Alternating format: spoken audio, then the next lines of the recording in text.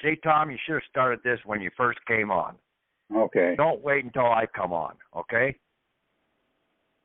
You guys can start talking about different things, okay? There's good information out there and a lot of stuff, okay?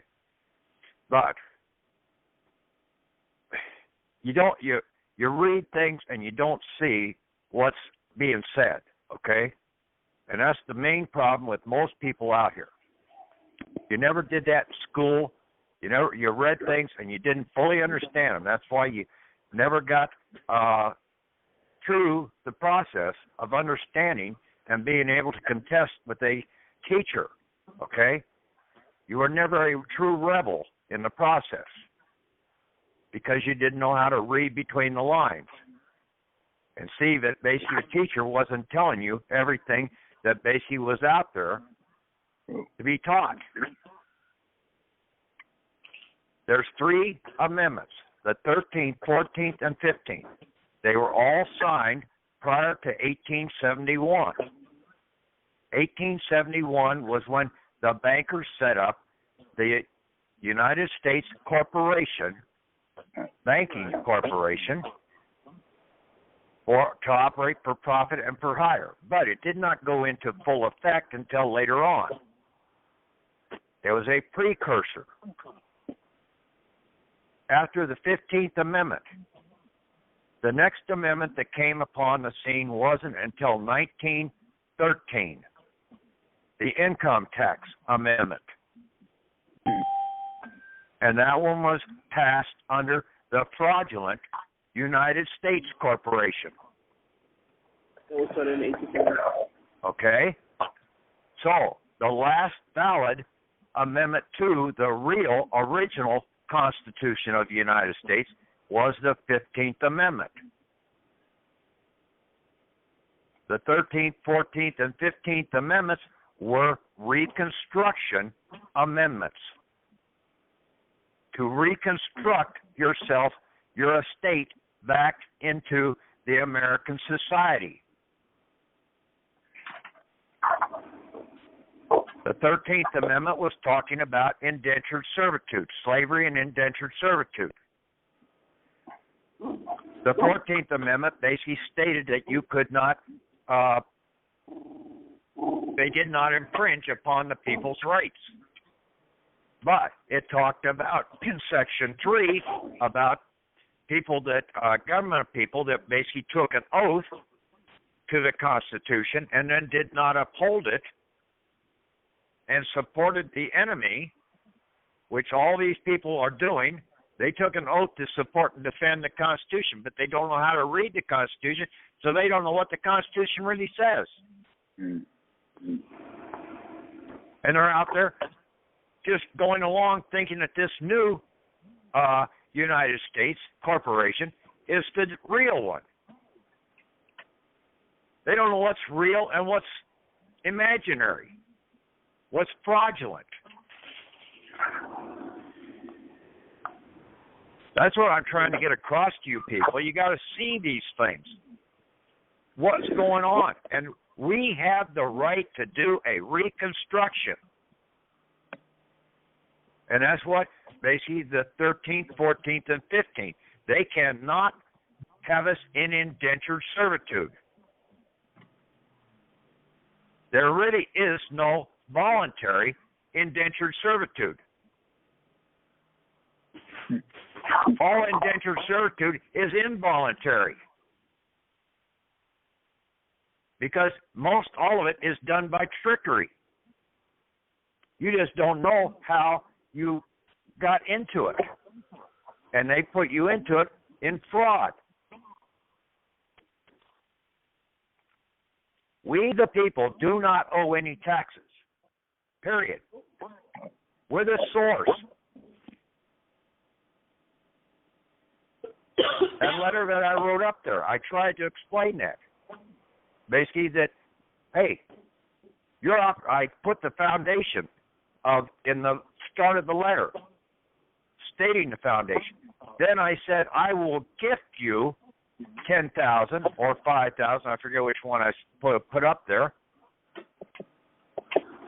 I'm gifting 10 or 5,000 to them of the credits. I don't really owe them shit. That was a fraudulent penalty. But to come in peace, I said, I will do this. And then you will do this. And I also released this many extra credits. Now you will do this, or I'm going to call in the FBI and the banking inspector generals. They're operating in piracy. We can prove that now, if you listen to what I have to say. Abraham Lincoln basically died trying to get these 3 amendments passed. And then also the statute at large, volume 15, chapter 249, the right of expatriation. All 4 of them go hand in hand. The 15th Amendment is basically saying that a black man has the right to vote. But it also says a white man has the right to vote after servitude. What have they done with some of these white men when they throw them in jail on these fraudulent charges? They take their right to vote away from them. They take their right to carry guns away from them. They take their rights away from them. That is totally fraudulent.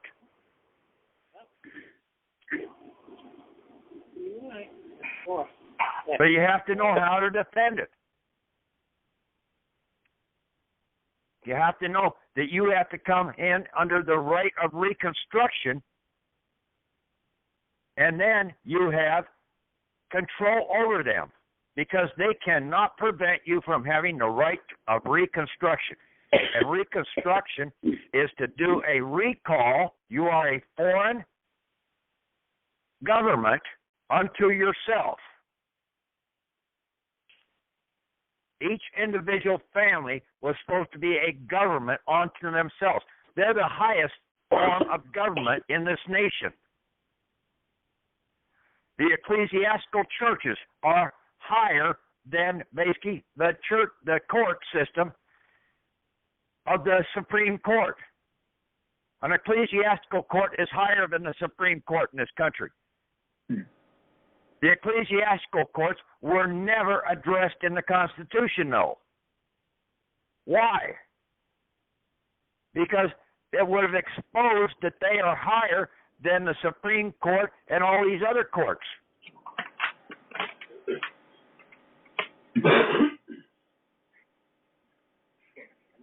Because they deal in the spiritual realm also. Well, the others most of them now are just pirate courts, so they don't even stand in Admiralty.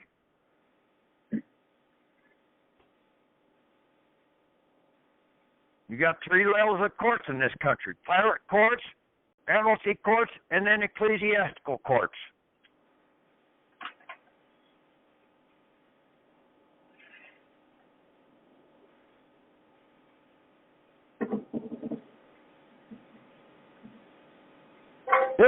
This site was really for your people's benefit, okay?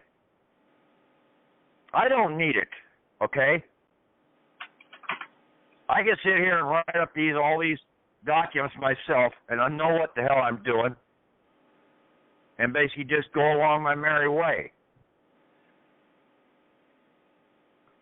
I try and post them out there so that you guys can try and learn something and move along.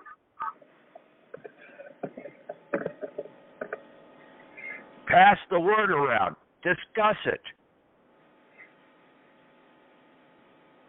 I mean,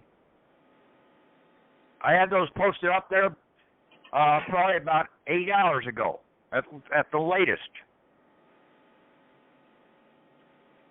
I haven't really seen one thing on any of the Skype groups talking about these. one of the Skype groups, yeah, they had a bunch of stuff about the essence oil or the essential oils or whatever. Yeah, that's good. But they didn't even talk about the essential oil that basically I was trying to talk about the other day, frankincense. The one that's coming up here on Friday, Christmas Day, being given to basically Jesus. Why is that oil essential? Well, basically because it can remove cancers. These documents that I posted today can remove these people completely out of the system. Get us out of the system. We now have the hammer over them. I did an update on that FBI warning to where I enlarged it so that it's more readable. So instead of having 10 little cards per sheet of paper, I had 4 larger ones, and I addressed a few additional wording on there.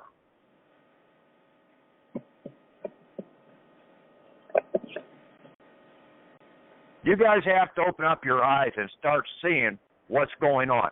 Then you need to read the definitions. You don't go out there and just take these documents and run with them as soon as you can. You've got to know what you're talking about. You have to really understand the words. You guys have to talk this shit over. I don't need to talk it over to myself. I know what the hell I'm talking about. You're the ones that need the training.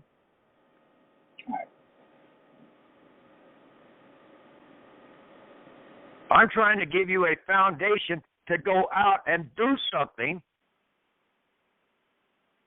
right, to get the understanding, to work together as a group, ask the questions, talk it over.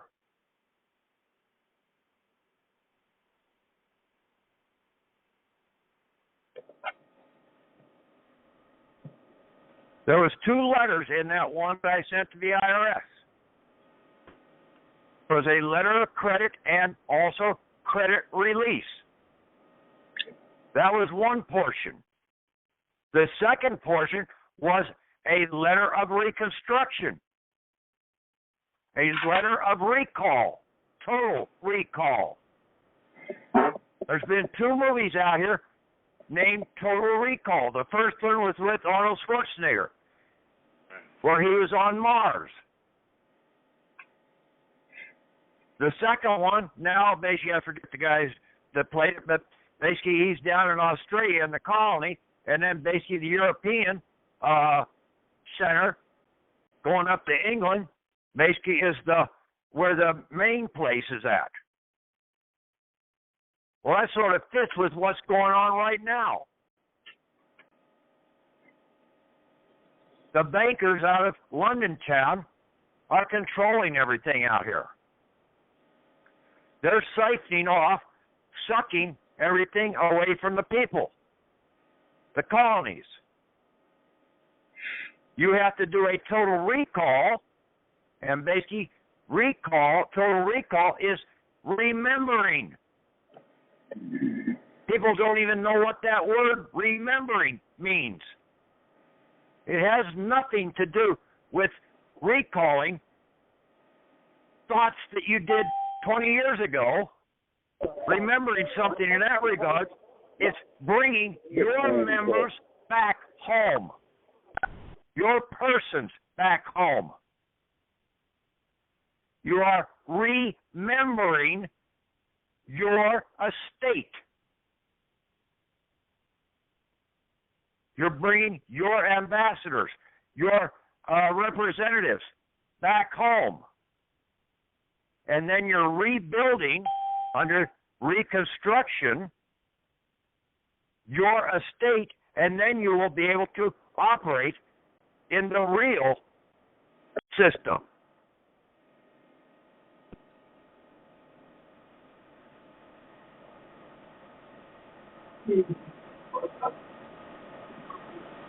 Because we're all out to sea right now with our letters of credit.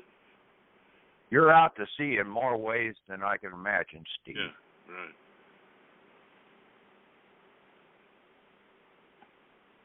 So you understand these words, you're not going to go anywhere. And you're going to go in and you're going to argue the wrong damn thing. And you're even in the wrong damn courts. They have no jurisdiction over you. You just have to order the release of the credits that they're holding. Right. It's right there in the one definition of Valentine's about release. It says on an invoice, you write in all capital letters, released. I went up to Staples the other day and got a stamp made up. It said Guarantor, then my Social Security number. Credits released. Released is in all capital letters. The others were Guarantor, and credits were capital first letter, small letter. Then I will date that in blue ink and then sign it by Patrick Devine as the fiduciary. That goes on the bills. Their statement, their invoices, that I released the credits that they're holding from that account. This is where the accepted for value should have been out there all along. Some people got this. The company or whoever they sent these accepted for values back to them, basically they knew what they were trying to do. They were trying to release the credits. But a lot of the other ones said to people, well, they don't know what they're doing. They haven't used the word released, so basically we're not going to accept it. One word off. And basically nobody got what they wanted.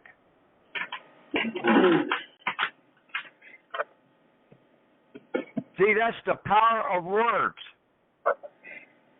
When you understand what you're using the word as, and then you've got to use the word in the proper connotation.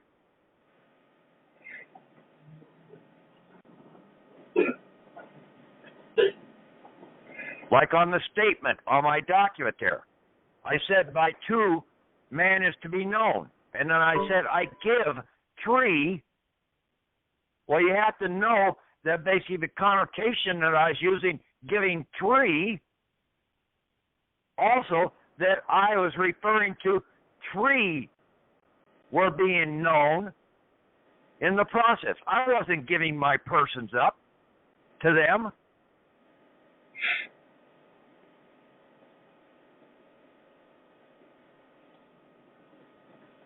And then when I did that, basically I turned around and basically that was really an ecclesiastical action. Because it's a tribunal, like what I tried to talk about before. You use these and you make this into an attestment for an affidavit in the process. See, they always want you to do a penalty of perjury. Well, an attestation as a foreign affidavit, you have essentially placed yourself into that you told the truth. Who's going to penalize you? You yourself will penalize yourself if you lie. They have no jurisdiction over you.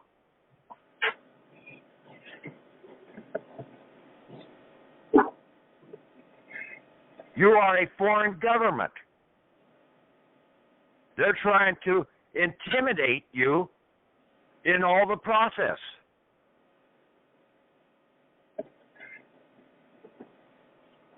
You stand up to them, and basically, they have to give up. Now, they got a bunch of nitwits out there who are trying to make a name for themselves. Yeah, there's going to be people that get killed in the process. Just like this one guy, I think up in Idaho, just got killed. A couple of young rogue deputies came out there. Basically, his bolt got out, and they were trying to shoot it. Well, basically, the nitwits didn't know how to kill a damn animal, and they were making a damn bloodbath out of a damn thing.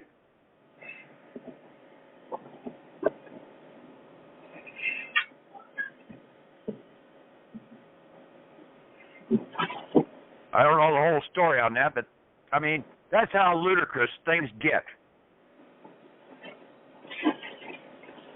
And these people just totally get out of control. Sometimes it's just basically your best to turn your back and walk away, because you know they're complete idiots. Go and take care of them in a different way and have the right people come in and take them out. You don't sit there and argue with an idiot.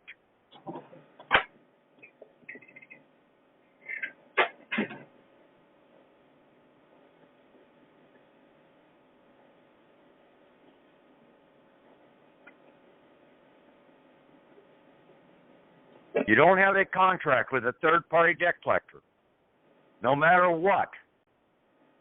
They're coming down and they're sending you a bill. They're using your name, your copyrighted name. Okay? That's copyright infringement. Okay?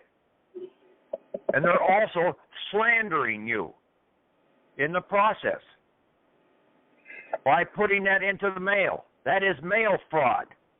Since they don't have a contract with you, that's mail fraud. They're trying to get you into a contract fraudulently.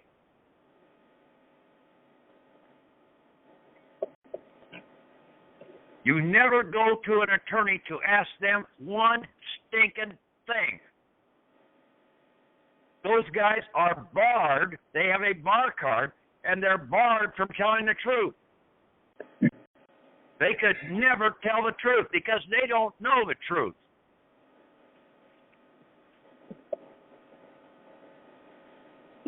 They don't know what the Constitution says any more than you do right now. I'm trying to wake you up so you do know what the Constitution says and look at it from the right perspective. Our founding fathers basically did one hell of a job. And a lot of the government officials did one hell of a job up until basically they started killing people off, like Abraham Lincoln and Garfield, in the process. Garfield tried to prevent the insurance system from coming into this country. The insurance system was the precursor to the banking system.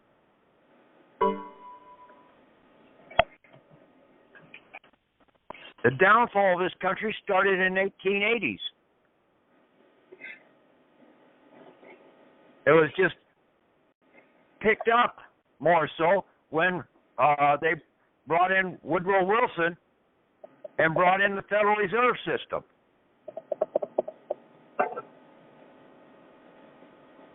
But the insurance industry was already hitting the damn mainstream and taking houses and homes away from everybody.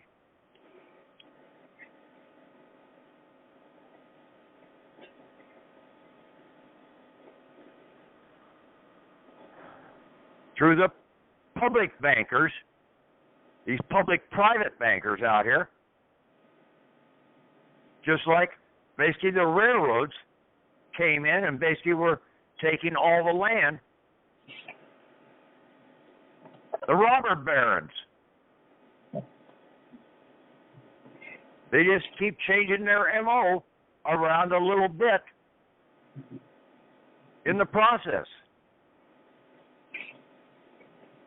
The RICO Act was out there. But they're still operating in a RICO system. a mafiosa system. Threats and intimidation.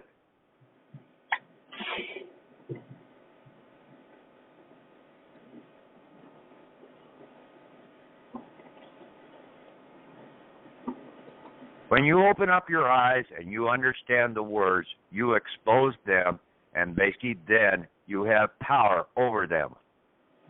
You have power over the courts because you're going to be going to the right courts in the process. You will be calling on the right people in government to come to your aid. Okay? That's what you need to understand. Who am I supposed to be going to? What words am I supposed to be using? Do I have standing in this court, or is this a piracy court? Just like in the movie Pirates of the Caribbean. We turn to the American Admiralty in this country to fight off the pirates.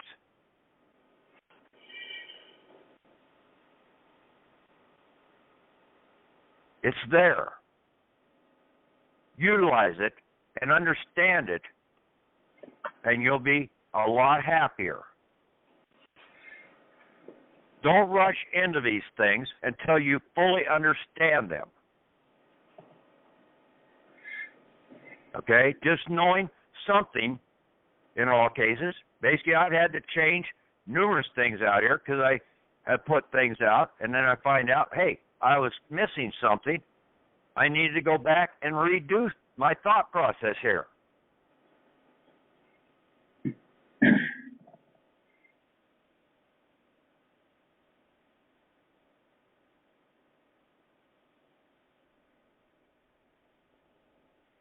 Okay, the rest of the call is up to you guys. I'm going to sit in the background. You guys talk it over. Okay? Okay, Patrick.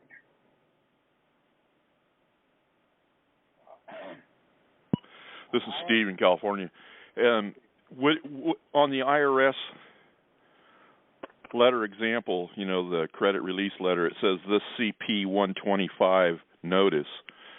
Do you guys know what that CP 125 means?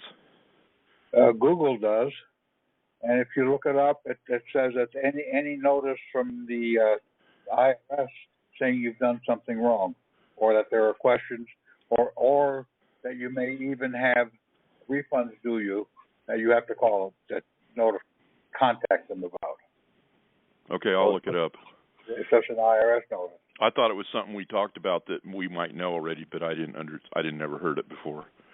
Just Google IRS CP, whatever the number is, 121 or whatever. 125. 125. Yeah. Okay, I'll check it out. I'm going to mute. Why do you even need to worry about that, okay? I turned around, and that isn't even really part of the game. I gifted that $10,000 to them. Yep.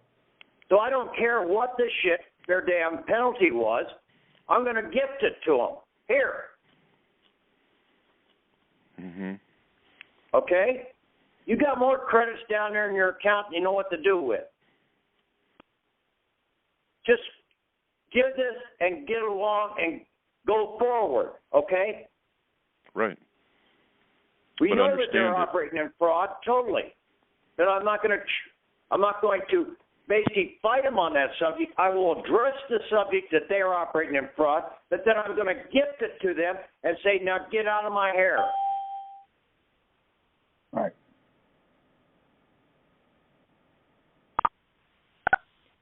Okay, I understand that response.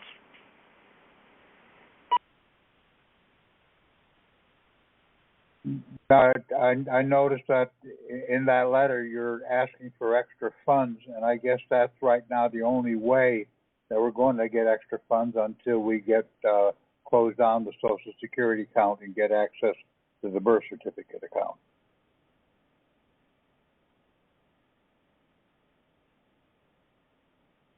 Now, for bill set-offs, do I have it right that we have to write credits released on the bill and send in the FBI warning and send it back to the company that issued the bill, not Philadelphia? You send the bill back to the person that sent it to you.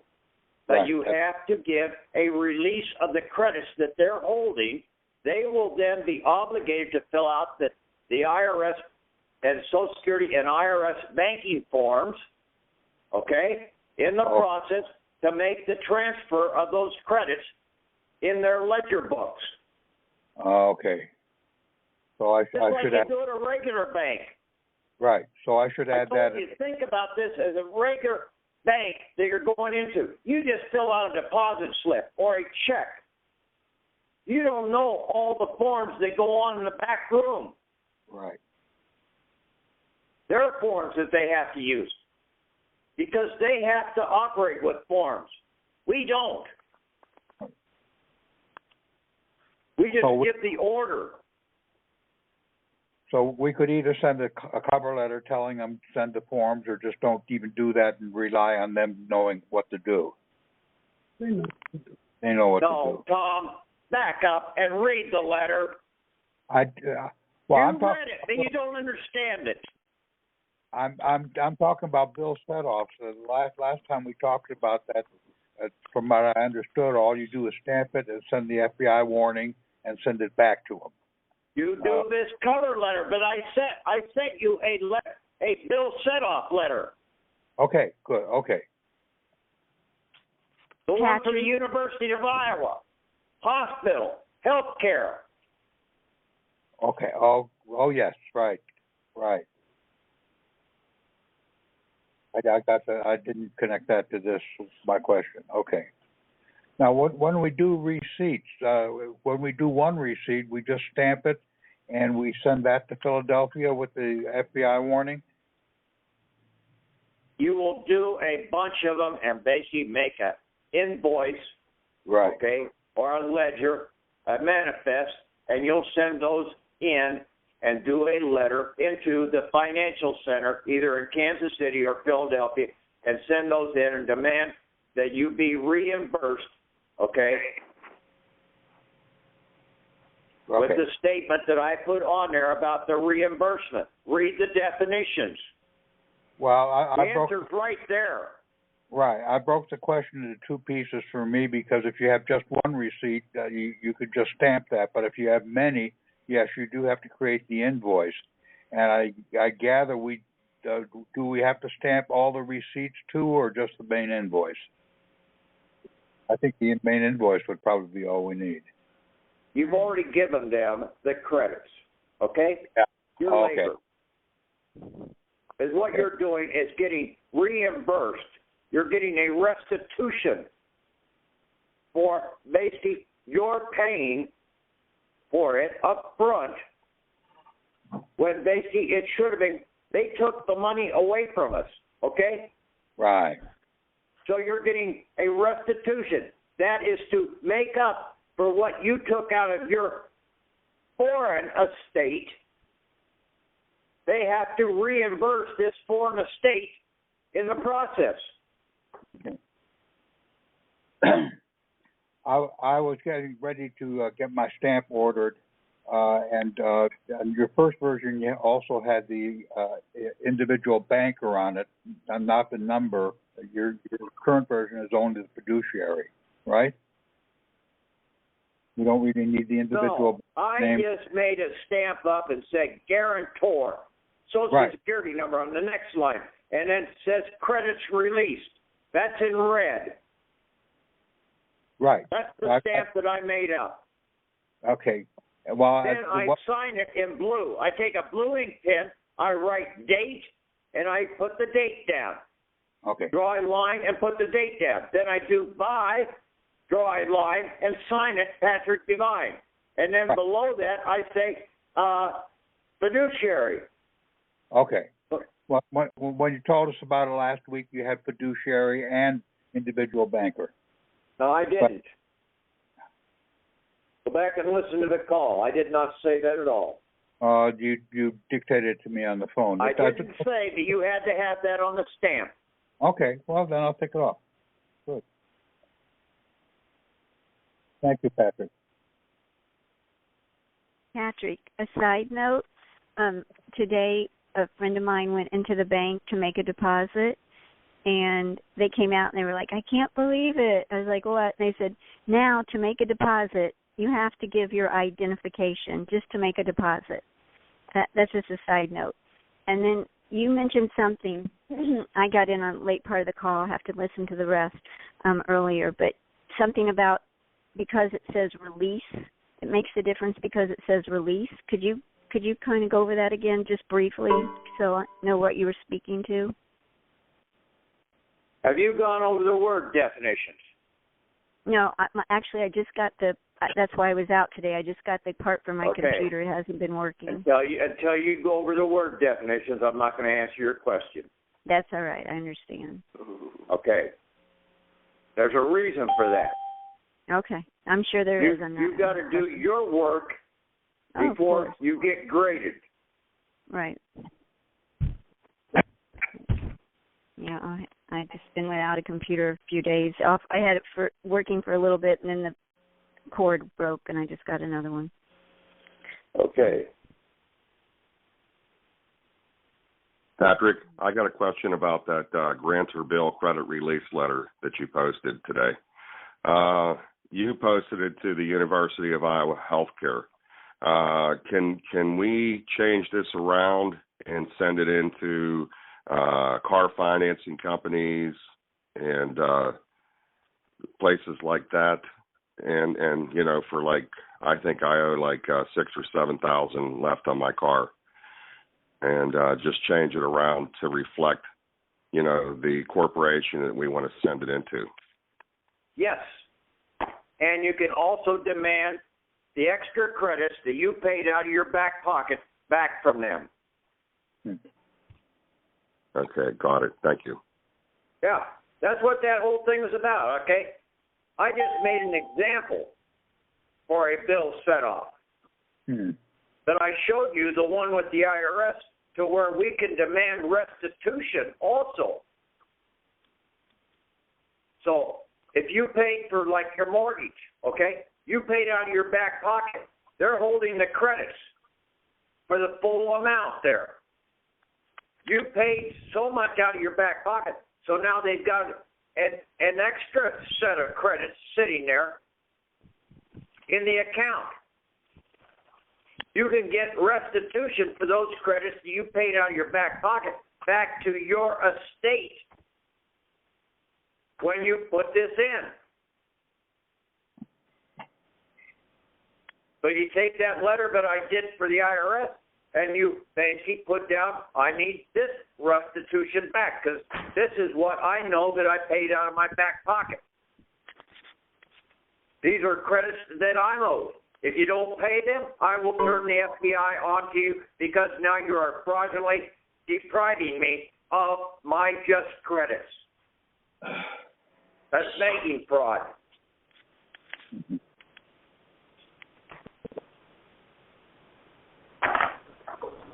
Think, people, think, please.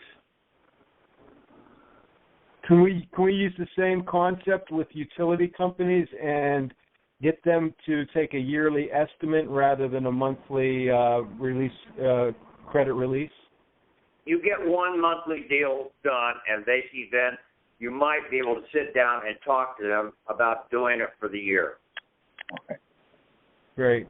Can I also a presentment, a bill comes in my daughter's name and it's her bill, can I set it off with my Social Security numbers and release some credit from me on her bill?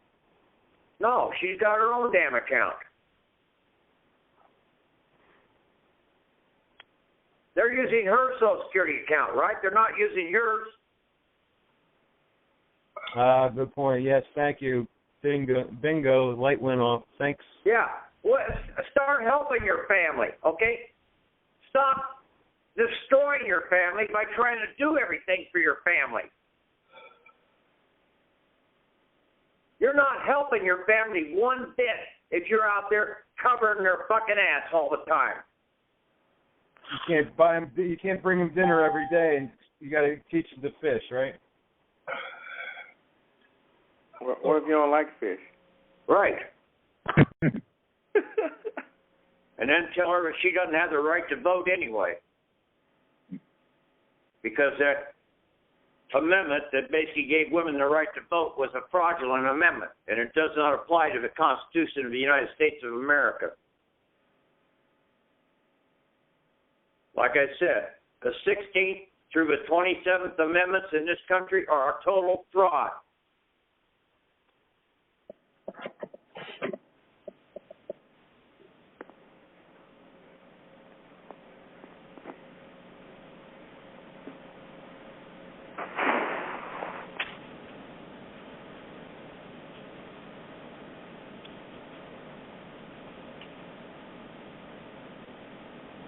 Come on, people. It's up to you guys. Talk this over. I got the gist of it. Straight up. Patrick, I got a question. Why don't you ask it to the group? But now it's only you can answer this one. No, I handle everything, you guys. I just told you what the hell. I'm not going to start. You got to start doing this. Talk it over yourself. I'll sit here and be a moderator. Okay. Well, ask it. I don't want to ask you now. Since Patrick backed out. Ask it. Man, let's see. But ask it in an opening manner that basically this is for the group. Here's my question. Is there anybody out there that can answer this for me? Okay, yeah, and in light of all of that, I mean, my situation is I'm only looking to liquidate the accounts. I'm not trying to do all that little stuff. So my question is, I mean, and I take these three forms you just did. I mean, I'm going to answer my own question per se. I'm going to help you. I know how to raise my hand to ask a question. Okay, I'm sure there's a reason why you cut me off, so I'm just going to wait and see. Wait your turn, okay? Go ahead with your question. So what I'm saying, I take these forms, I send them to Philadelphia with my baptismal and my birth certificate. I'm going to endorse the back and all that old good stuff. I may or may not put that FBI thing in that, but I may. And then I'm just gonna wait. I'm done. That's what I want to do. Am I correct in that? If that's the question I got for the group. Wow, good question. No, well, bad question because you put in the notice of the FBI so they know where they stand. Yeah, why do you want to leave it out? I mean, that would be erroneous on your part to leave that out because then they would not know where you're coming from and where you're going. And they don't understand because they set them straight at them knowing where they stand in fraud and piracy. Yeah, right. But see, my thing about that, this is this is in Philly. This ain't a bill collector. I mean, that's like me sending my thing to a congressman or an attorney, but then I can send it to the president. I mean, you don't go to the you can go to the head, man. So I don't need that FBI stuff when I go to Philly. That's just my thinking on that. I'm not saying I'm right, but it sure feels right. What are you going to Philly with? I just explained that. Whoever that was just asked me that. I'm going to Philly with my baptismal certificate, my birth certificate. I'm going to endorse my birth certificate and all of that stuff. I'm going to give them these three forms Patrick just posted. Maybe two forms. I'm saying maybe I only need two of these. That's right. I'm probably going to only need two. And I'm just going to send that to them priority mail. But these are letters for different situations. The three forms are letters. That's exactly right, Tom. That's why I'm only sending two, because I'm only going to need two. I'm not going to need all three. Why would you not, may I ask, why would you not use the FBI warning? Because the FBI warning is not needed for peons. The FBI warning is only needed for these knuckleheads and agents at the bottom level. These guys at the top level don't need that FBI warning. That's just, once again, that's just my thought on it. I would say that the people at the top need it more than the ones at the bottom. Exactly. It's your weapon. For the simple fact that they also have to know where you're coming from. Okay, Ray. But look. See, let me just see. My whole thing is, especially since this is all about banking, I don't have to threaten the Philly's office with an FBI warning, for lack of a better word, for them doing something that they're supposed to do anyway. Especially if we're doing this in the aspect of the Bible and so forth and so on. I mean, I think the documents, they support themselves. The information is solid. I mean, once again, if I need to put that FBI warning in there, I'm pretty sure there's no problem doing that. It's only a 4x6 card. I mean, how hard can it be? You feel watch the movie? Okay, let me stop you here. What is this action you're going to be doing called? A reconstruction. Okay, I guess the sandwich was soft enough for you to let me talk, okay? Okay. Eric, For your meal. Eric, 347. Okay. I'm going to have to mute you. What is this that you're going to be doing? What's it called? A reconstruction. No, it's called a movement. It's called a movement. Yes. You're going to move something. You're going to move that Kansas City or Federal Finance Agency Center. You're giving them a movement. What's a movement? A movie. What's the first thing in every movie here in this country? The FBI warning. Okay, founder, let me ask you this, Patrick. Then why can't I just give them, like, I mean, I know I heard you. I'm just asking. Why can't I just You just give them... put the warning out, and then basically you take that letter that I sent to the IRS, okay? You take the foundational statement so that you have your building blocks set up. You're building the story, and then basically the second part, you're not going to do the letter of credit and the release of credits. You're going to come in under the second part and do the letter of recall and the reconstruction.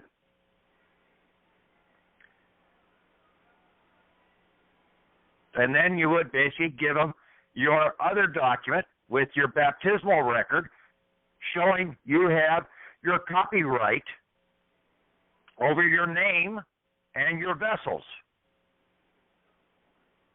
with your baptismal record and your birth certificate record.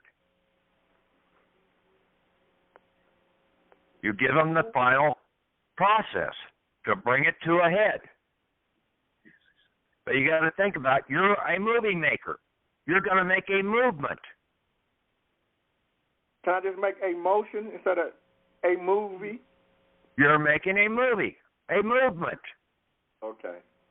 You're going to move.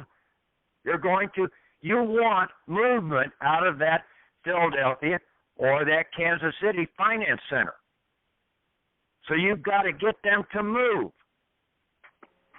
So you're making a movement document to make them move. So you're making a movie. And you have your copyright protection warning at the beginning of the movie. That's right. I got you. I'm Crystal, Patrick. Okay. See how easy these things are when you think about these in a different format. That basically it's been out here telling us the remedy all along. Right. And we haven't been feeling threatened when we watch a movie because of the warning. If you're doing bootlegs, you are. Huh? I couldn't see if that finance center does not comply with what we want, then they are the ones that are in non-compliance. It's a warning and not a... Yeah. A notice. And they're a public servant, okay? You're giving them a warning, just like you're the boss of the company, okay? and your word is basically what is going to make this company run. If the employee doesn't want to follow what you do, what do? You fire them. But before you fire them, you normally give them a warning. We know that, okay? Mr. Obvious. Yeah. Well, if it's sexual harassment, you just gonna fire his ass. Okay, you guys go ahead and talk. I understood it perfectly. Thank you, Patrick. Thanks, Ray. Thank you, Ray. Tom, thank you too. Oh wow. So these are the only two cards I have. Okay, I unmuted area code 347. I guess you're just interested in the background conversation. I have a question. I was listening to a couple of his BMA videos, and one of them he was in there, and he was saying something about you only have like 3 or 4 months to do this, or what were you pertaining to then?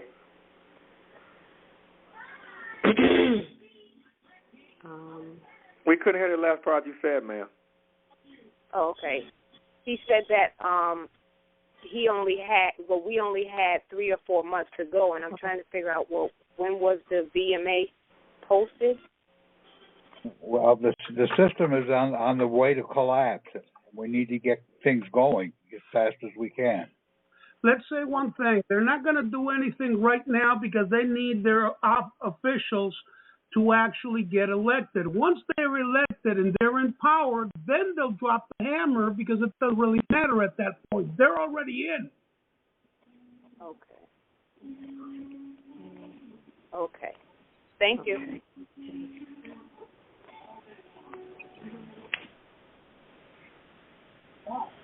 Okay, this is Patrick back on here. To reiterate that, yes, I made that statement about 6 to 8 months ago. I thought that basically coming this December that basically we would be collapsing. Okay.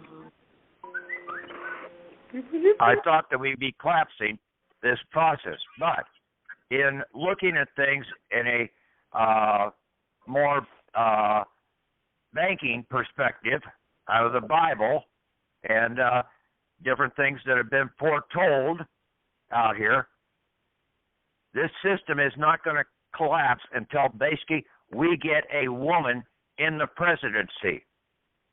And that's not going to be until next fall when basically these nitwits in this country elect Hillary to be the president of this country. That will be the final downfall, the marking of the final downfall of this country. And that's been told all the way back into the book of Revelation and Apocalypse.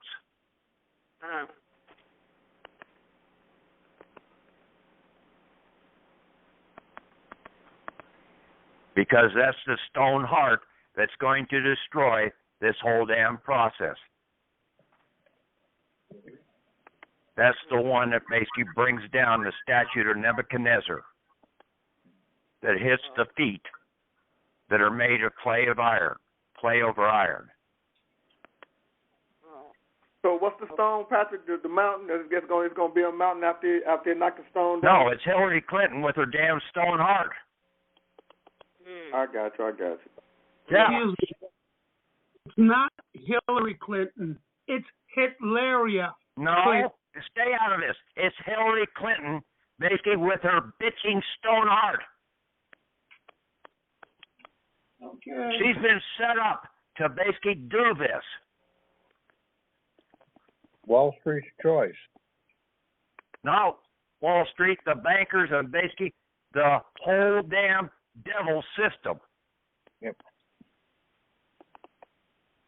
It has to be a woman that's going to bring this downfall into play. Even though it's negotiable whether she really is a woman or not. True. Just a bull dyke. So is she a reptile? Is she a snake lady or something? No, she's a stone-hearted. Rapist. I won't go with that, okay? Rapist. Child rapist.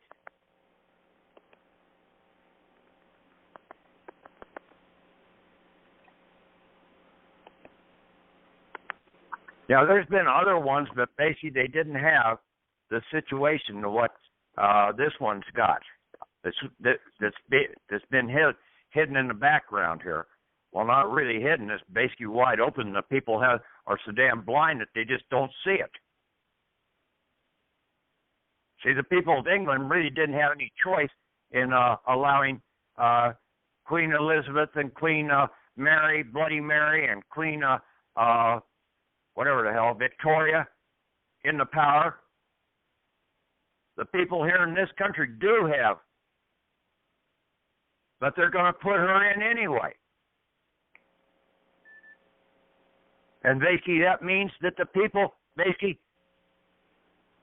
are going to get everything that they deserve out of the process.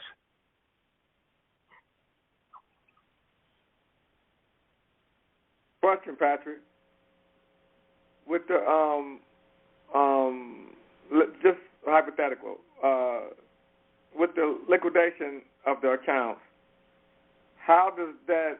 Never mind. I ain't even gonna ask because now I know the answer. Never mind. Okay, you can think this out when you talk it over with yourself. You're out here to try and put the assets back into your estate, okay? Yeah. Your labor and everything, you're bringing it home. That's what a total recall is. You're bringing everything that you have worked for back into your estate. All your entitlements, okay? You don't need to go and pull more money out of the Treasury than what you need to operate with. Then, after you have your estate, then you can build upon your estate by using the assets that you have in your estate to increase your estate.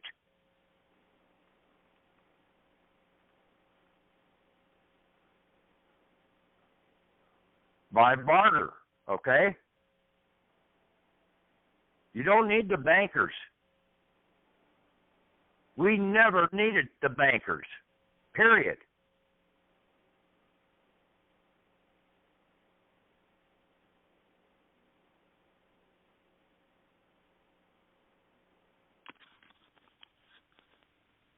And they set this letter of credit system up out here, and that's all we need to do.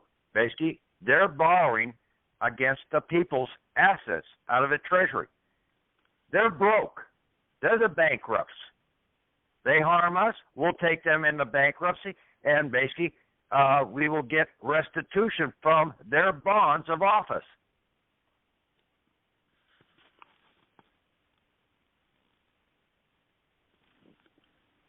We have to get paid for our harm that's caused to us.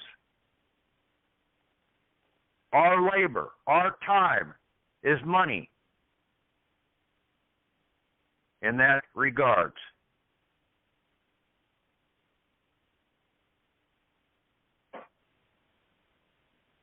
Okay, continue on, you guys. Hello? Yes? You have a question? Oh, I was wondering if I could listen to the live shows over the internet, or it's just on the call line.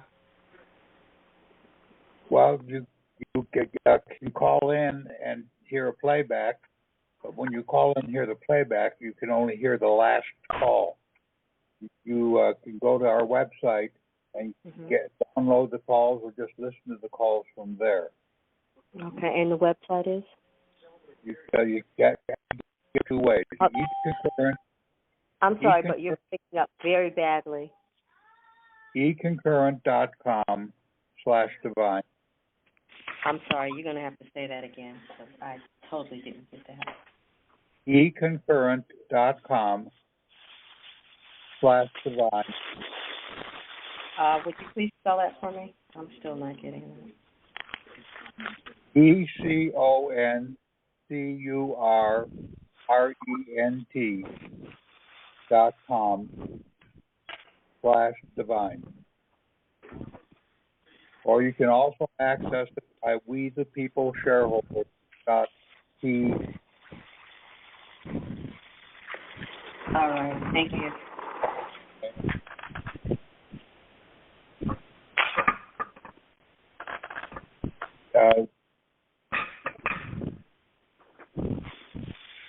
Someone's washing dishes. Any more questions? I'm sorry. Yeah. 347. You have had a lot of noise in the background, and I've had to mute you out a lot. Conversations in the back. Oh, who, me? Yes. Oh, I'm sorry for that. All right. Do you have a question? No, not right now. Thank you. Question. Yeah. I have a question. I have a question. Okay. I found the addresses for the Philadelphia Financial Center, and on the guarantor stamp, when that's stamped on whatever, and it's sent to the Philadelphia Center, how long does it take for that to be noticed anywhere? I mean, do they do that stuff right away or what? Well, look at the document. We give them 5 banking days.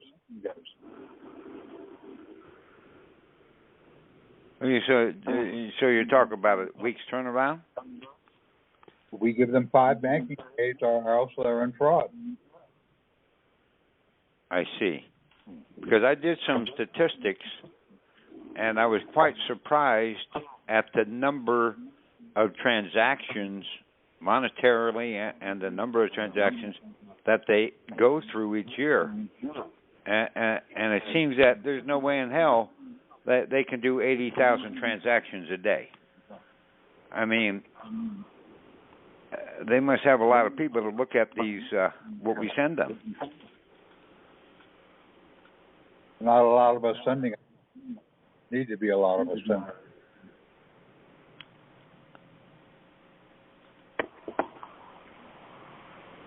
Plus, it's all digital anyway, and plus our process is probably not going to be in the category that you looked under. That's true. So they'll just enter it then without really scrutinizing. Well, but they have 5 banking days to do it. They read the UCC 5-108.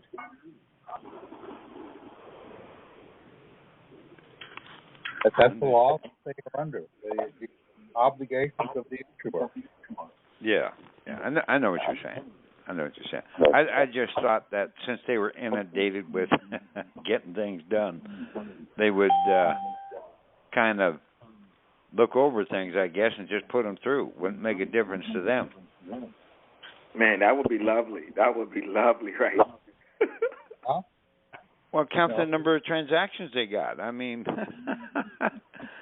did you read the Kansas City site for financial centers? My God, they have all the statistics right there. There's no way human beings can handle all that. All they do is enter numbers. Right. They have data, and then the computers issue the paperwork. Yeah. Oh, by the way, on that stamp, does the date have to be there by your signature? Well, Patrick had it on his stamp, had the date above, and then the signature down below. No, I had. Okay, everybody listen up. On this stamp that I made up, okay, you don't even have to do it, okay? You can go and get a red magic marker or whatever, right, and write it in red. First line, Guarantor, okay? That's the name that's on that bill. He's the guarantor.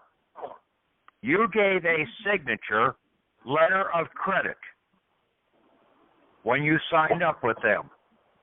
So you gave the credits. You gave the credits over to this fictional person under a fraudulent assignment. So the bank or whoever basically assigned this fictional person to hold the credits because they're in there to try and operate for profit and for hire. You haven't directly released the credits like when you went and got the mortgage. You basically transferred the credits right there on the spot over to the bank. But they didn't want it that way. They wanted to basically be able to use those credits as collateral and make an additional profit off of them. They didn't want you to pay for the thing right away. All you had to do on that mortgage was to release the credits from your guarantor. See, there's two signatures on a mortgage. One, you're signing for the fictional person, but you're not releasing the credits from him over to the bank. That's all you didn't do, okay? You were the original assignor. Now you assign those to your fictional person, the assignee. Now he becomes the assignor to allow the bank to use that, who now becomes the assignee of those credits. But they also are coming in and claiming to be the beneficial owner so that they have a beneficial interest in the usage of those credits for their benefit. We're not the beneficiary in any of this shit. That's why we owe no taxes. Because we're not a beneficiary. It's of no benefit to us.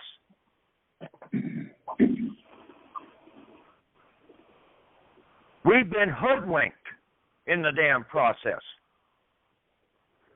But we're the source of all credits out here. Whether they come from our treasury account or whether they come from our back pocket. The corporations can't go into the treasury and pull credits out. They have to get us to do that for them. Because this is the people's treasury, not the corporation's treasury. Even the government can't do that. They have to get us under a voter registration. We don't need a voter registration card to be able to go down there and vote. We have that right, and there's nothing in the damn Constitution or any of the amendments that say we've got to have a voter registration card.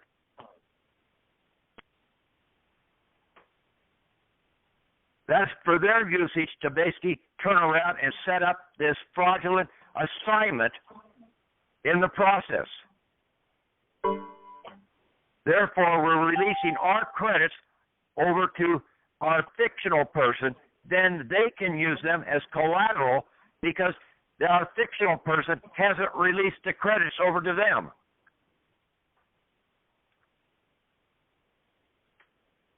That's what I'm saying. You have to know what these words, and there's more words.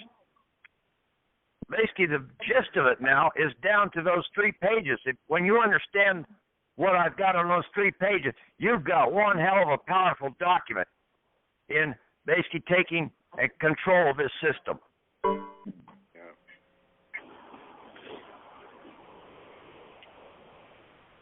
And all we have to do is come in and basically do a total recall, calling our members back home, doing a remembering of our estate, and then doing a rebuilding of our estate back into the de jure operating system. So that's when you become whole again, right? That's what you're saying in a nutshell, right?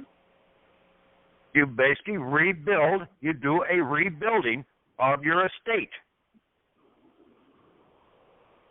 Your American estate. And see, that is a separate little kingdom located here in the United States of America boundary. There's 300 million little kingdoms out here. Wow. Yeah. Wow. So Patrick, all that stuff that's under my capitalized letter name, all that comes back to me? It don't make a difference whether it's under a capitalized letter name or not. Okay? It's under that damn Social Security account number. That's pirate vessel. That's what they're operating. They're operating that as a piracy vessel. That Social Security vessel was never christened.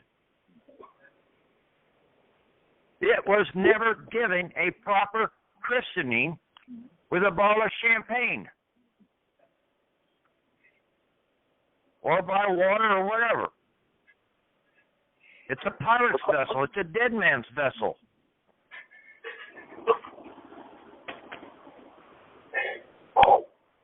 See, these movies have told us a lot of this stuff. You take those 3 pages of word definitions and now start looking at the movie Pirates of the Caribbean and a few of these other movies out here, and now you should be able to start opening your eyes and seeing, hey, this is what this movie here is talking about. Right here.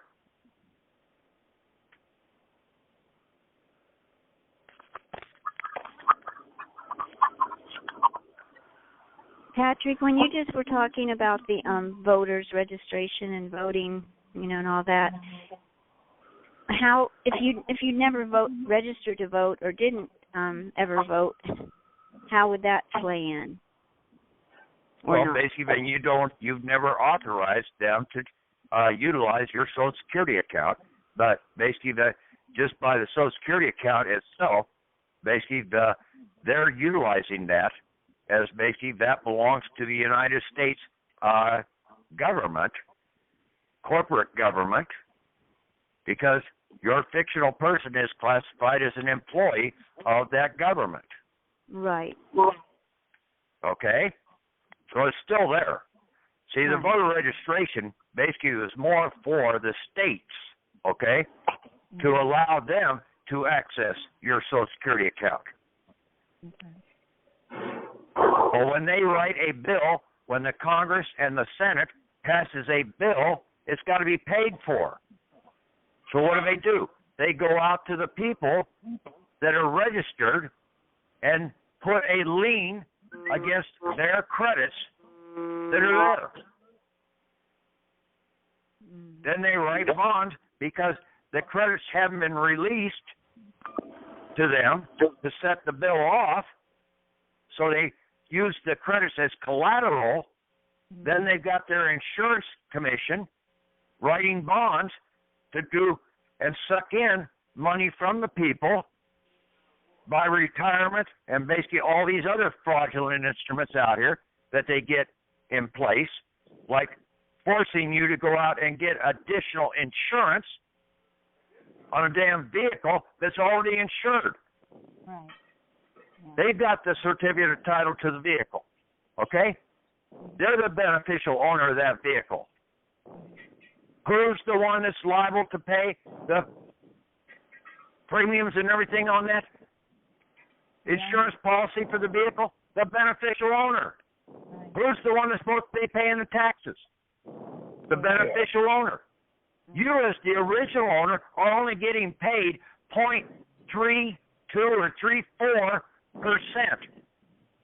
And that is below the 1% guideline to have to pay any income tax whatsoever, because that's not classified as income. That's tax classified as basically you are being deprived of the use of that credit, so you have to have a renter's fee being paid back to you, and that's what you're getting is only 0.35. Hell, look at what you get back on returns on some of the usages of allowing them to use your savings account at the bank. The bank is turning around and writing bonds for 5 or 6% interest, and you're getting what? You're getting shit. Yeah. So they're the ones that are getting the beneficial interest, but then they turn around and try and make you pay their taxes for them.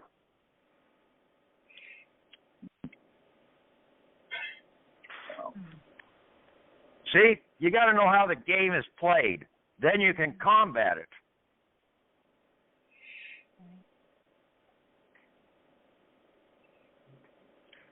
That's what I get a kick out of all these preachers and everything, and basically on the talk shows, there are more damn preachers talking about the damn Bible out here, and they have no goddamn idea whatsoever what the hell that Bible is all about. Unfortunately, that's the case. And then you've got some of these other talk shows basically operating as basically, oh, we're patriots, we're going out here, we know what the hell's going on, and they have no idea either. Because they don't know about banking. And then even the ones that claim they know about banking have it all messed up.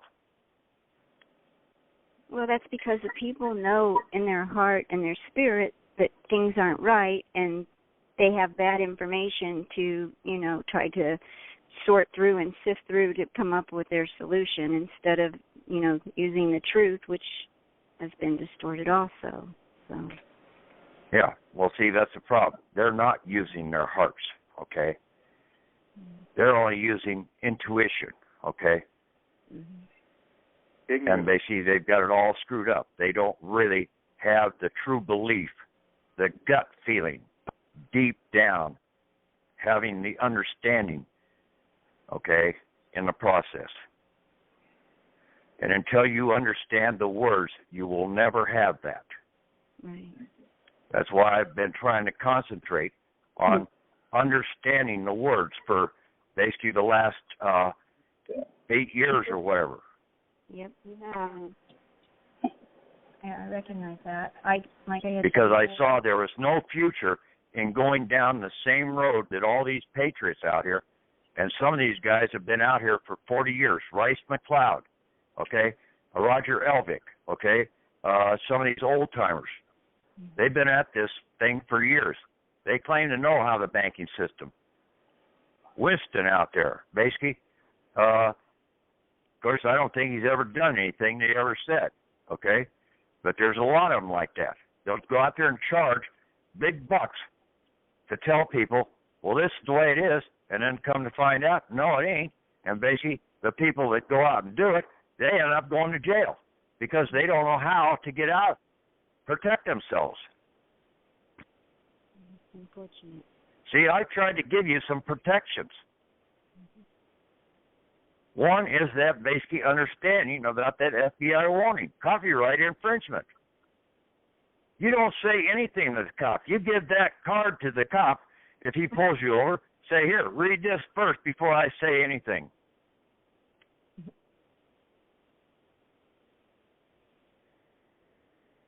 Yeah, that's a good idea. You're not claiming to be a patriot or anything like that. Right. And I told you to basically go out and get something put on the back of your car, not for hire. Mm-hmm. And that you're operating under the laws of Christ. Mm-hmm. And Christ means cast in iron. The law cast in iron. And that's basically the 10 Commandments out here, or the commandments that we have to operate by. Mm-hmm. And then basically to put the fish and a cross and basically even a little Bible on the back of your car. You can get the fish and a little cross and the Bible, each for a $5 sticker on each one of them, I think it was.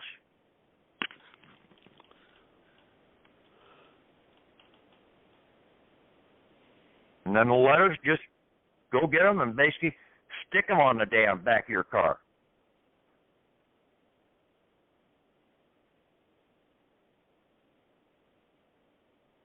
That dictionary you talk about as far as the Andrews, what year is that? The Anderson Dictionary is 1889, I think it was. And you can download that off of the link, I think, is in We the People if you go into the links. And there's a lot of other older books there, too. Okay, but Valentine's Dictionary has very good understanding of some words, but basically use Bouvier's, use blacks, Okay, there's several of the blacks, all the way up to I think black 6 or something like that now. But also you can go in and you come up with a word, and basically you don't find it in the dictionaries. Some of these dictionaries don't have all the words. Okay, you go into the internet and basically get Wikipedia. You use Merriam Dictionary or whatever it is online, and basically there are several online dictionaries there you can go into. Going and getting a good Universal Oxford Dictionary, like a good Merriam-Webster Dictionary, old one, that basically back in the 1930s or 1900s. And sometimes you can go down to a used bookstore, or basically even a Salvation Army or Goodwill, and basically go through their books and find one of those and pick it up for little or nothing. Okay. Thank you. Okay.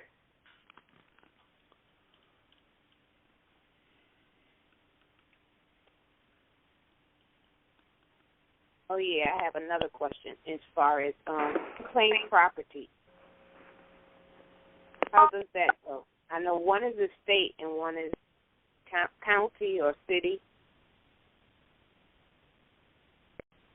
Hello? What was that now? Can you explain a little bit about the unclaimed property? No. Okay. You're going in, basically you're claiming what is yours, basically that is attached to your account, and you're going to turn that over when you come in and do a complete close down.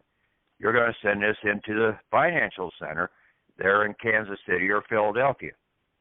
They have access to all of your account numbers from day one, from that birth registration number up to the present time of anything you've done out here.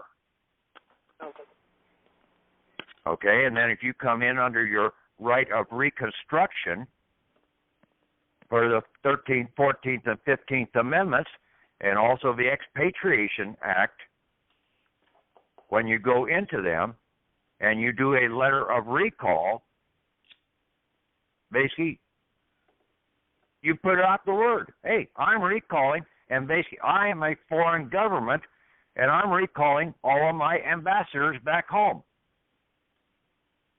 Now you have to let them come back home. And they have to bring all their assets with them. And that's why we have to go to the port of entry to Philadelphia or to Kansas City, because those are the financial ports of entry to allow the assets to come back to our home estate. So you have to go there in person, right? No, they'll come and see you.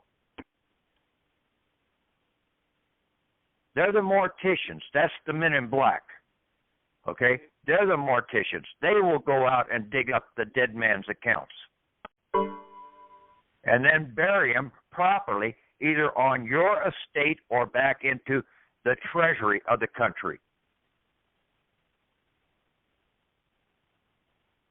See, a mortician is the one that has to handle a digging of a dead body out of a foreign cemetery and bringing him over and burying him in this other cemetery. Not the coroner, the mortician. And the morticians always wore black. Now you know what the men in black are. They're morticians.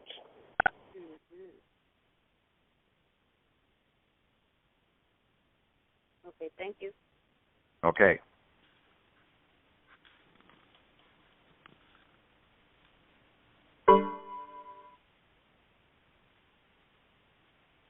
I want you guys to use that Skype group to basically talk back and forth. Be a study, like when you were in school. You had study hall. And basically 3 or 4 people sat down at a study table together and then tried to study on the assignment.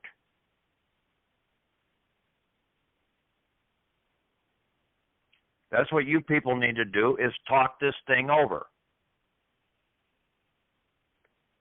You need to get the understanding to where it now gets down into your gut so that you now can basically regurgitate it out when it's required. Yes, let's do the Skype group so it's only on this subject, and all those other issues take over to the club, which is for off-topic stuff. Well, there's good stuff there. I'm not condemning everything, okay? You can do more different studies, but basically I want you to utilize this also in that.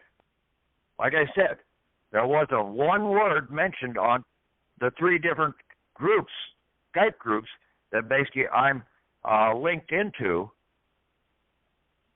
about these documents that I posted up today. Oh, that's what they were.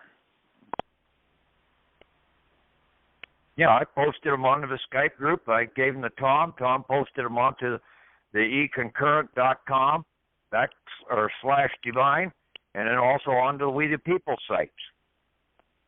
I just haven't had a chance to read them, that's all.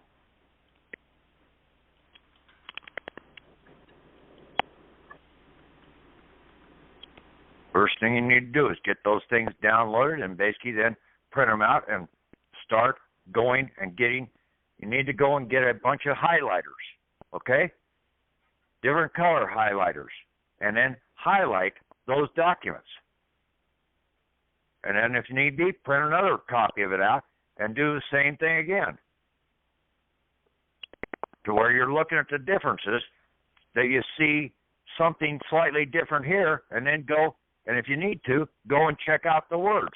That I gave you most of the key words in the definitions there, and I tried to highlight different items in those definitions to make them stand out so that you guys would see, instead of trying to read between the lines and reading over some of the words that were there and missing them. That's why I highlight them, so you don't miss the word.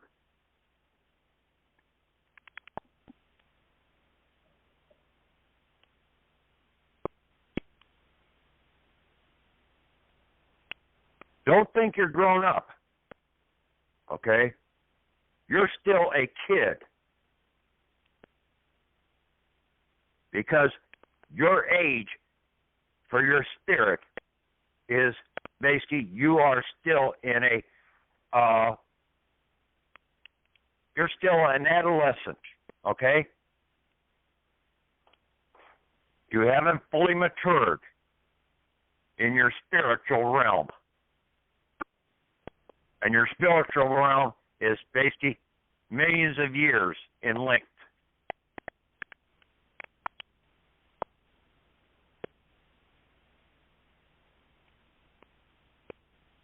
That's why you were told to read these things as a little child, because you're still a child. Just a human flesh and blood body that you're existing in gets older. Hell, at one time, that body lasted for 1,000 years. That says we've gone into nuclear war, and basically we collapsed the dome of water that was around this planet. Our body now only has a lifespan of, at the max, 120 some years.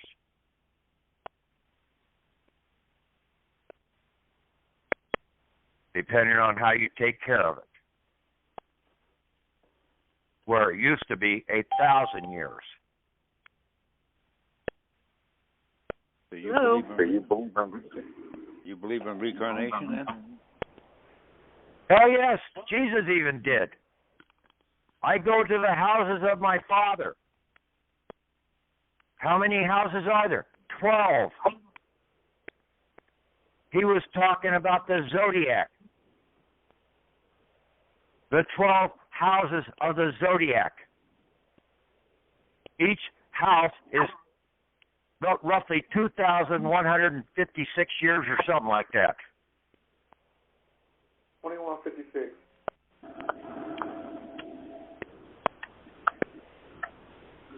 So you've had 12 lives? I don't know how many lives I've had yet. I think I'm probably up close to graduation, but basically, I know you guys or some of you are still down in kindergarten. Why was there 12 grades of school? Why is there 12 hours on a clock? Why is there 12 inches in a foot?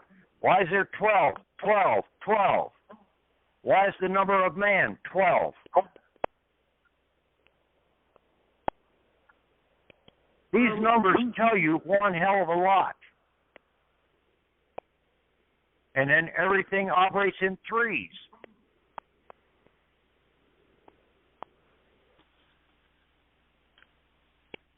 When I know that, yeah, 1 plus 2 is 3. In all those 12. Well, I know there's between. We don't have to get into that. I'm talking right now about trying to get this other thing about you people understanding how to release the damn credits. Okay? That's what you guys need to concentrate on. All right, I have a question about the third-party piracy letter. Yep. Okay. It says, you are performing a copyright infringement and slander against me, copyrighted, protected person and vessel. But we are copywriting our name, so which is an illegal. So should we be using different terminology is my question. Did you give that debt collector permission to use your name? No, we didn't. I didn't. What I'm saying is, but when you're saying in the document that we have copyright infringement. Yes, we haven't. And see, you have, by being baptized, okay, your parents bestowed a name upon you. Okay. Now, so an ecclesiastical court came along, and they blessed that name. In blessing the name, they gave you the copyright authority over that name. Okay. The usage of that name and the vessel that goes along with that name. Thank you very much. Okay? Mm-hmm. Thank you. See, that's where the copyright comes from. That's our name. Now, when a third-party debt collector comes along and sends you a letter, you never gave them permission. You never gave the hospital or whoever sent the thing over to them permission to allow your name to go over to this third-party debt collector, did you? So that's a copyright infringement of usage of your name. Just like in the movies. And see, you're in the movement all the time. You're in a living movie. Okay, with this then, we are sending a copy of our baptismal certificate. No, we're not sending anything back to them. We're basically notifying them that basically we do not have a contract with them, and that basically they have committed a copyright infringement of our name, and we will be turning this over to the FBI, and there's a 5-year penalty that they will go to jail for copyright infringement, or a $250,000 fine, and then basically for slander, we will charge them a $250,000, and we will take this into a court of Admiralty or an ecclesiastical court and get reimbursed. And they can't bring an attorney into those courts. And most of these third-party debt collectors are attorneys. They're liars and cheats and backstabbers from the word go. Okay, I got a question for that. Okay. The information then on the credit report, that can just be countered by the copyright. Yeah, the credit report is basically a fraudulent banking report trying to basically jack up the rate that you have to pay in interest. Mm-hmm. Yeah, so that's I say all that they're doing. They're trying to basically rip you off more because you don't know what you're doing. Your credit standing is 1,000%. Okay. You've got full faith and credit to the treasury of this country. Like I said, that treasury of this country belongs to we the people. It don't belong to we the corporations. We're the only ones that can access and draw credits out of that treasury. So how do we handle the information going to the credit bureau? Put that stamp on it? You don't worry about them.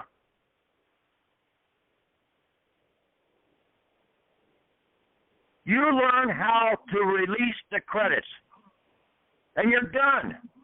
Okay. You release the credits, you're 100% credit. You don't need to worry about it anymore. You can do a new letter of credit and basically release the credit center. You don't worry about their fraudulent banking controls over you. You take the control away from them. Stop letting these people control you, and that's what you're doing. You're worrying about them controlling you. Oh, they're going to do this to me. They're going to give me a bad credit rating. They're going to charge me more interest. If you release the credits, how can they charge you more interest? They're paid.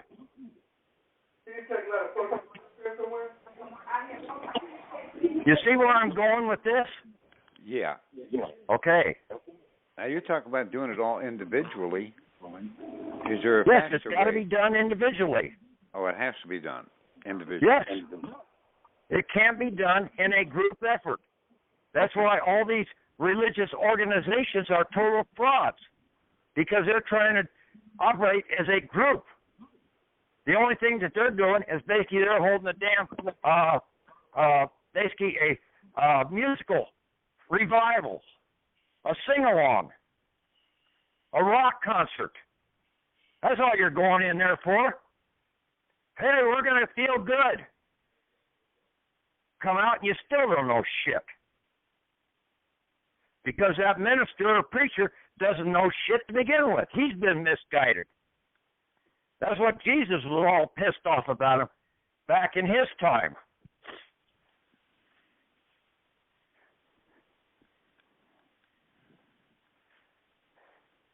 Because just like a teenager, basically, oh, I know everything. If you ever had a teenager, or basically you ever went up through your teens, you always knew more than your parents did. And you really didn't know, because you hadn't lived the life yet. You hadn't gone through the full apprenticeship and through the journeymanship to become a master understander yet. So you short-circled the damn thing, and basically you lost a whole bunch of understanding and education.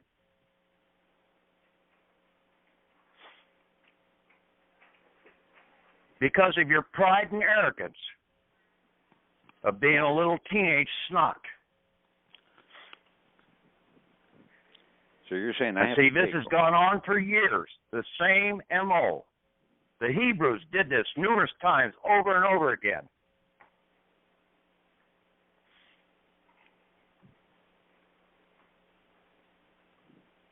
Okay, go ahead. You got a question? Yeah. So if I live 70 years, which I will next month, it may take me 50 years to get it all straightened out. No. Basically, I've given you a crash course to learn this shit in 2 weeks. That's true. Okay. You got the capability to absorb this shit very fast now. Okay? And in 2 weeks, basically with the documents that I put up here over the last couple of weeks, you should be able to absorb this shit pretty fast. But you have to clean your mind out of everything else and stop thinking about what you thought was right before, because it was wrong. Basically, what Jesus had to do, he had to go out and sit in the desert for about 40 days. clean his mind out of all the bullshit that he was taught before. Moses tried to do that with the people, keeping them out in the desert. But he was trying to get rid of some of the old parts that basically were putting out bum information to the younger generation and allowing them to die off, and then trying to bring the younger generation back into the promised land, but they still screwed it up.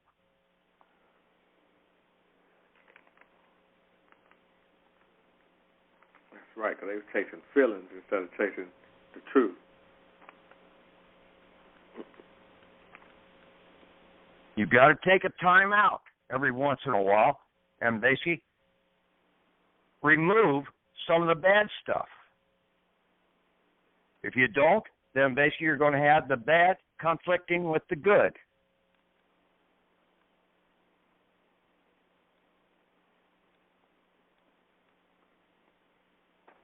Just like you need to go take a shit once in a while. You need to get rid of that bad shit. Or does the birth certificate have to be certified? Yeah. It should be under an ecclesiastical seal or an ecclesiastical notary. Okay? Well, I'll be getting mine next week. I haven't seen it ever. My mom just passed away last year, so I had to call and order it from the house. I'm not in that house. So I'm waiting on that. And if what would be the certifying mark?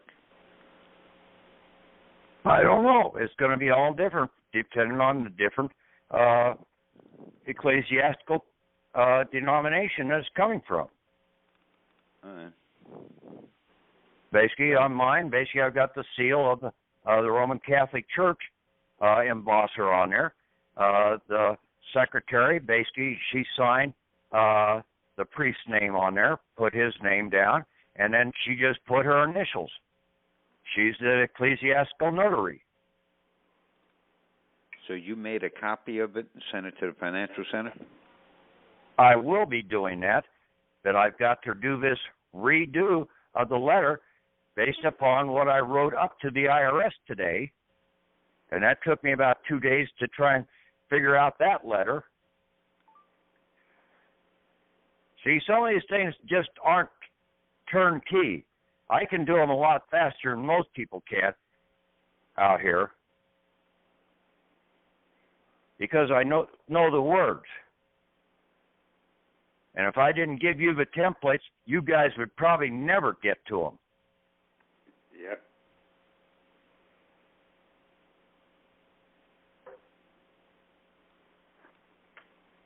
All right. Have you ever read 26 U.S.C. 7806B?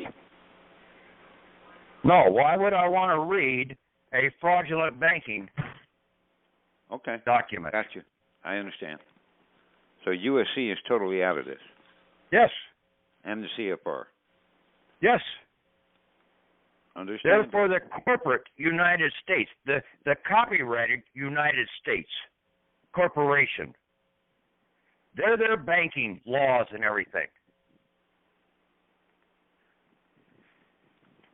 They're not for us. They're to try and control us. Okay? But when you know the power you have, basically, then they can't control you. You're out of control. You're uncontrollable.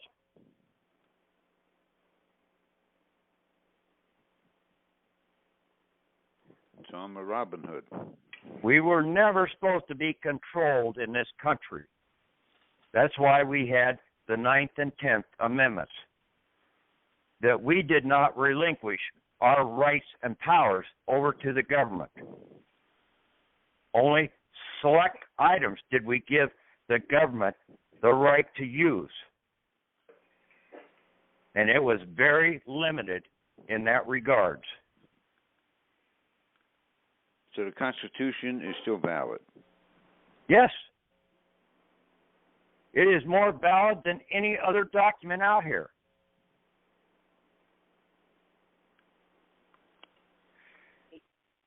The other one is basically the Declaration of Independence.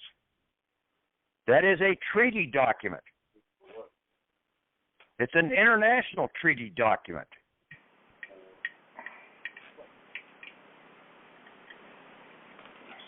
This country was never to be founded as an indentured servitude country, a debtor's prison country. That's why the Treasury belonged to the people. If you got into debt and basically if the court didn't settle it for you, one of the first things they did was basically put into the statutes at large a statement there that if the courts did not process and make the debt settlement from the Treasury for you, because, see, one of the three trustees was the Postmaster General, the Attorney General over the court system, and then basically the Secretary of the Treasury,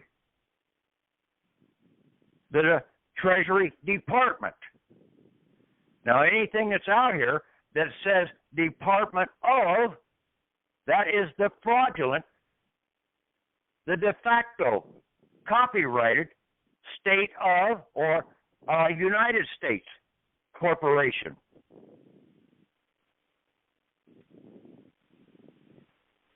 The Department of the Treasury is not the valid treasury of this country. It is the piracy treasury. It was the one to allow the First National Bank. That's why it was set up, because Congress did not do their job and order the Treasury Department to put the currency into circulation.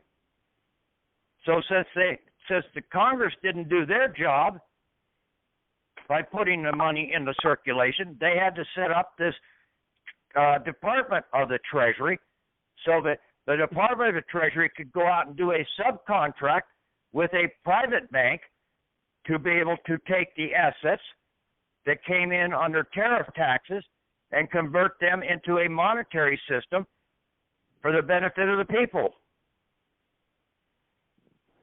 That's what happened back in the late 1700s.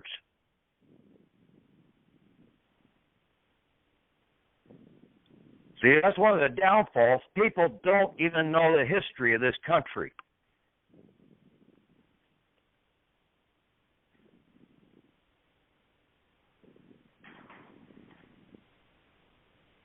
Well, high schools don't teach civics anymore. That's why.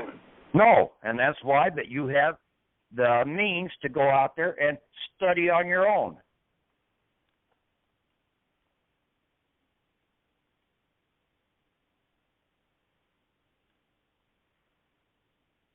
That was one of the key things about bringing this internet and everything out here to the general public. It wasn't to play games on the damn computers.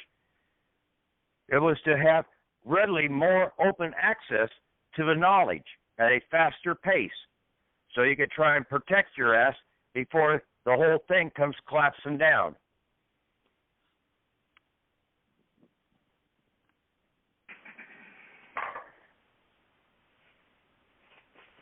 So you learned all this in a secular realm, or do you have spiritual guidance?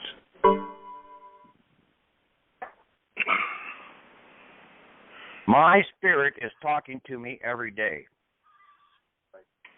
because my spirit is what controls my human body. Okay? If my spirit wasn't there, basically this human body would have died years ago. Patrick is the spirit. And the family of divine is basically my human body family. I know that. Otherwise, you'd be just like a damn goat or a damn cow or pig or whatever. The living spirit is not in the driver's seat of those animals. The only one that can be in the driver's seat, even though that spirit is being carried around in those animals, therefore they do, in some cases, appear to show human characteristics in actions and stuff, but the only one that the spirit the universal spirit can be in is basically in the human body here on this planet.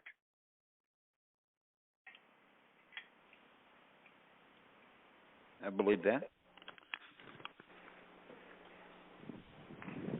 That's even been foretold in all the damn movies. Star Trek, Space Wars, you name it. All these sci-fi ones.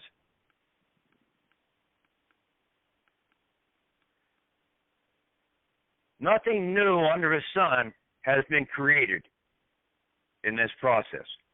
We are the ones that have been dumbed down over the generations. It's about time that you started waking up.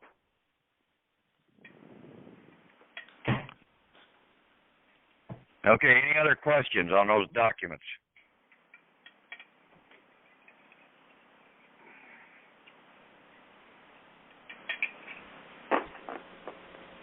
Pastor, you didn't talk about the surrender tonight. That will be covered under the reconstruction. Okay. When you do your total recall, okay, you're recalling all your persons back home.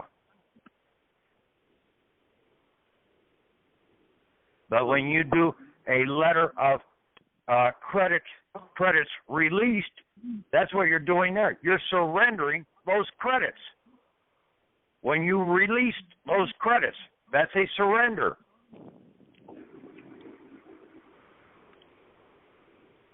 That's the surrender that we needed to concentrate on.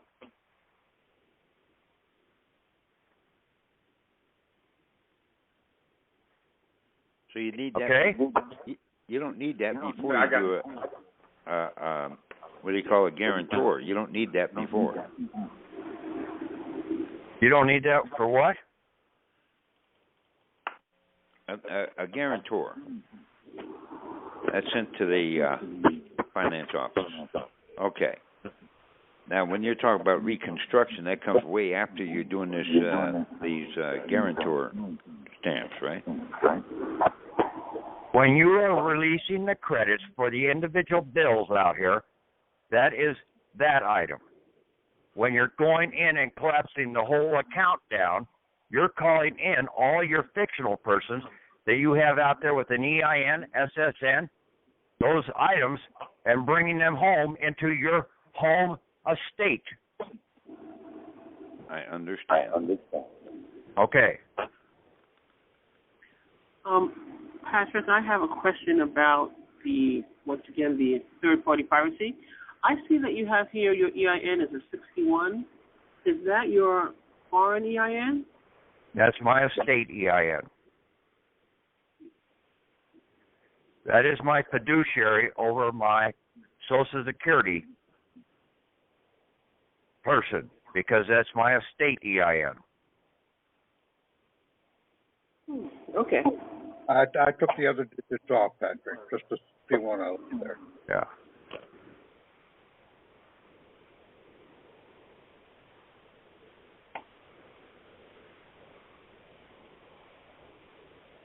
Yeah, see, those numbers are no good to you anyway. I mean, basically, you don't have the rest of the controlling numbers in the process. So.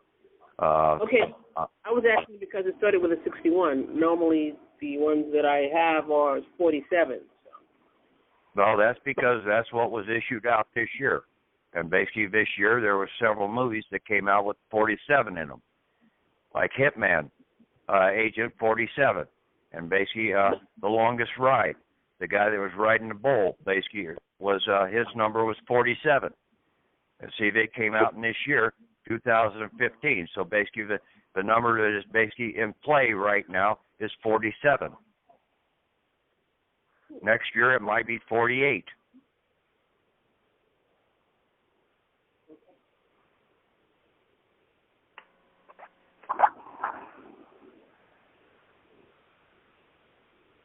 Okay, thank you. Okay. Is there anybody on the call in their 70s? I'll be 70 in January. Did you get a 81 for your estate? I don't know about it. Well, I was just asking because I know 3 people that I got estate numbers for recently, and they all got 81 numbers. What was it imprinted on? What do you mean? Well, that number IRS, has to show I got it from the IRS estate numbers. From the IRS, they were 81 series numbers, all 3 of them. And all 3 of them were in their 70s. I was just asking, see if somebody knew anything. That's all. Well, I haven't been paying attention to numbers other than my own Social Security number. That's about it. Well, you need to get the EIN numbers because you need to have your fiduciary authority over your mortgage accounts. I have 2 EIN numbers from 2 corporations. You forget those corporations. You need to get the ones basically that we have up there about getting an estate EIN over your Social Security mortgage account. Okay. And then foreign grantor trust EIN as the trustee or the executor over your fictional executor over your birthing inheritance. And see, that will be a 98 number. You got to get that one up by calling up the IRS out of Philadelphia and getting that over the phone because they've got to talk to the living individual to give that one out. What are they going to ask for? You can ask the people on the group site there, okay? Okay. Tom has had calls out there, and basically they're in the call session out there talking about getting those EIN numbers. Okay? Well, I'm on this call. I know you're new to the group, but basically you need to ask the questions. That's why these Yahoo groups, okay, are set up to where you can do an email and try and ask the people on the group different questions. The problem is that basically most of these damn people are so damn tight-lipped they can't open their damn mouth, but yet they can turn around and type text messages all over the damn place. Okay, I see 4 files that were uploaded today. But you can't 187, 88, 89, and 90. You can't get into them. Those are not for EINs, okay?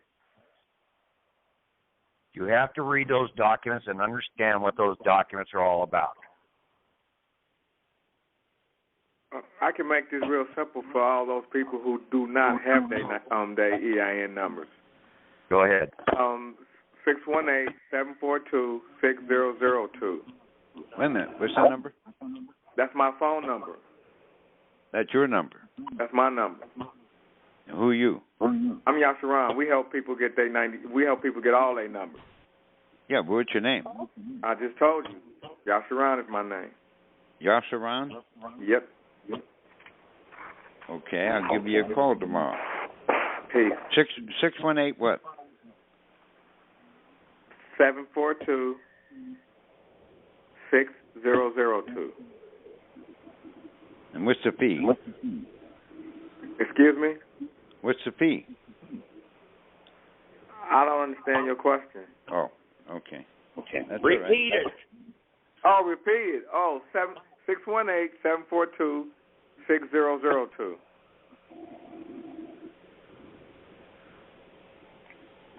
Okay.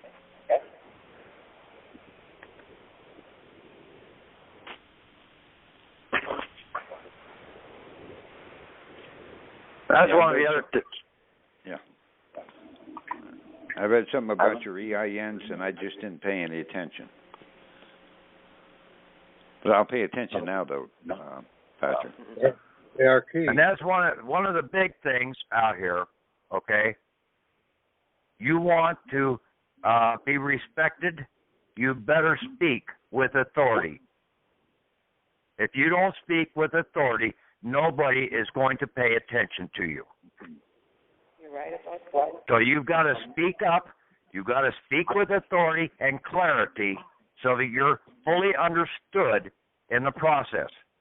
Understand. I'm not a seeker of anything except the truth right now. But that's all I'm looking for. Yeah, but you've got to speak up and basically ask your questions.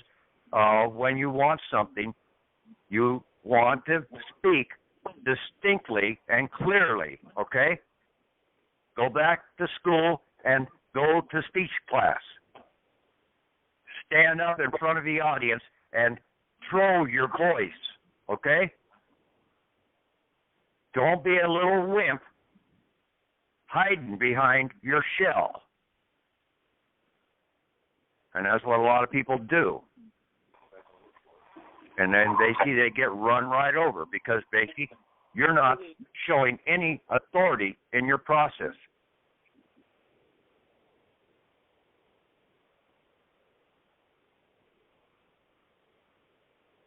Put some bass in your voice. It goes along with the old saying, the squeaky wheel is the one that gets the grease. You got to make yourself known. You got to squeak.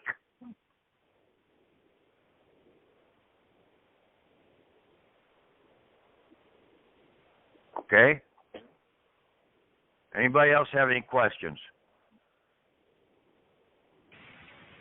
I think he was asking if Yashuan was charging a fee or a donation. We don't do that. We do everything for free. Okay. He's trying to follow in my footsteps. And as a matter of fact, since we started this, we done did 65 of them. Wow. Count 7 more.